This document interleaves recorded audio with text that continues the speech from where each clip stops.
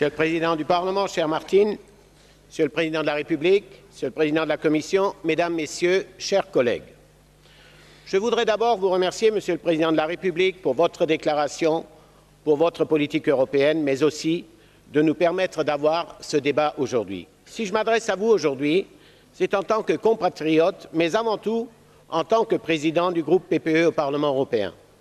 Un groupe dont les députés sont issus de 26 États membres et, à ce titre, je tiens à vous dire notre inquiétude. Et nous allons passer tout de suite au vif du sujet.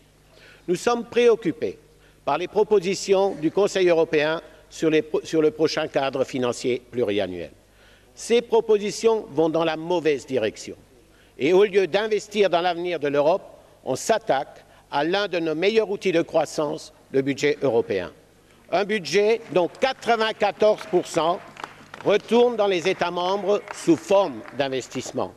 Des investissements qui, en plus, génèrent un puissant levier. Sans ce budget, certains États membres ne pourraient pas mener à bien les réformes rendues nécessaires par la crise économique. Le réduire à ce point, c'est une faillite politique. Autant mettre la clé sur la porte tout de suite et dire la vérité à nos concitoyens. Pour autant, ne nous méprenons pas. Nous ne sommes pas des enfants gâtés.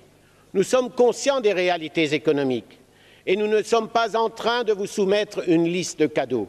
Mais nous plaidons pour un budget qui soit crédible, pour une Europe qui se montre à la hauteur de ses ambitions qu'elle affiche. Or, ce n'est pas le cas du document qui nous est proposé à ce jour. La proposition actuelle, c'est un renoncement politique. Et je vous le dis tout de suite, nous allons le rejeter, Monsieur le Président. Il y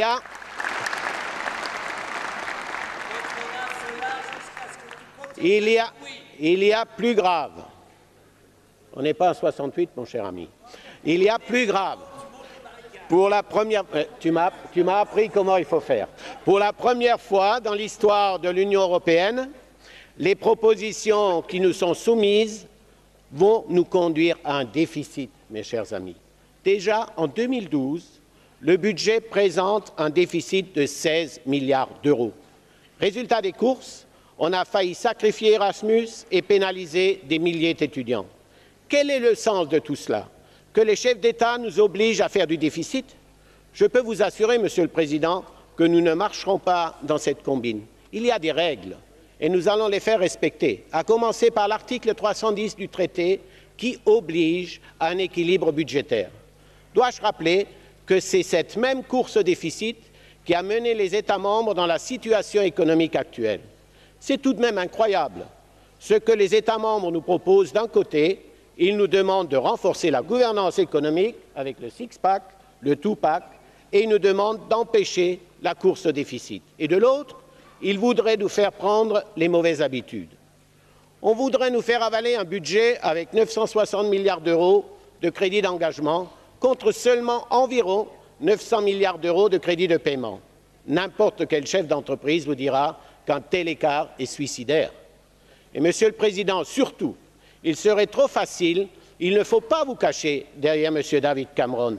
Vous êtes en face d'un choix entre deux camps opposés et vous l'avez bien dit, quel choix vous voulez faire. Alors choisissez la bonne option et ne choisissez pas l'option David Cameron pour il veut détricoter petit à petit l'Union européenne.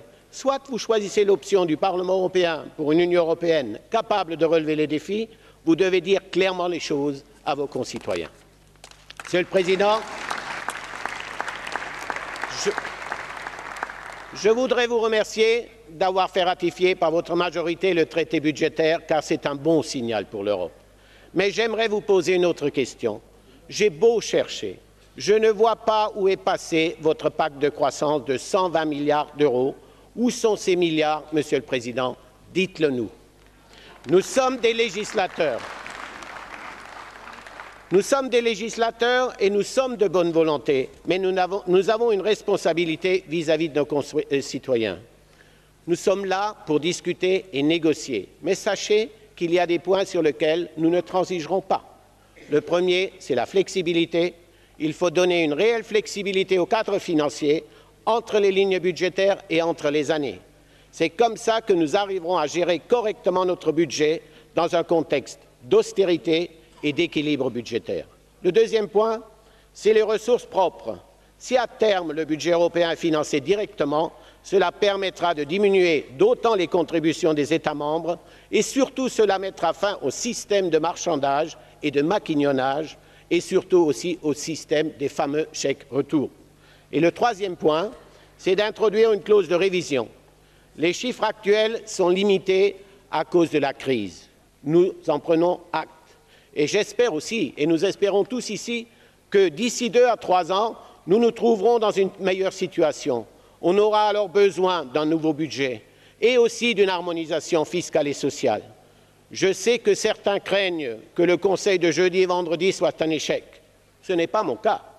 Je connais même un très bon moyen d'éviter un mauvais accord.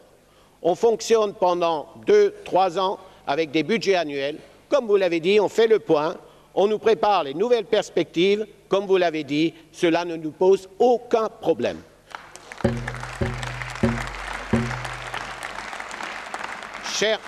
Chers collègues, il ne faut pas craindre ce passage au budget annuel, parce qu'en l'état actuel des choses, de toute façon, il faudra qu'on prenne des décisions courageuses. Il nous manque 60 milliards au budget. On renonce à quoi au nom des 60 milliards? À Erasmus, au Fonds social européen, au programme de recherche? Il faut qu'on nous dise la vérité, où on va trouver ces 60 milliards. Monsieur le Président, chers collègues, comportons-nous en hommes d'État et non en hommes politiques, parce qu'un homme d'État pense aux prochaines générations et au chômage des jeunes. Nous assistons à une hausse sans précédent des populismes de droite comme de gauche. Il est de notre responsabilité de rappeler à nos concitoyens que l'Europe qui protège, c'est une réalité. Sans elle, nous aurions été frappés encore beaucoup plus durement par la crise. Et tous les oiseaux de mauvais augure qui annonçaient la fin de l'euro, nous leur avons donné tort. Monsieur le Président, aujourd'hui, les États ne peuvent plus tout. L'Europe, c'est notre chance, c'est notre force. L'Europe, c'est nos valeurs. Et en plus des États, elle protège nos concitoyens. Ce n'est vraiment pas le moment de détruire notre rempart et notre image. Je vous remercie de votre attention.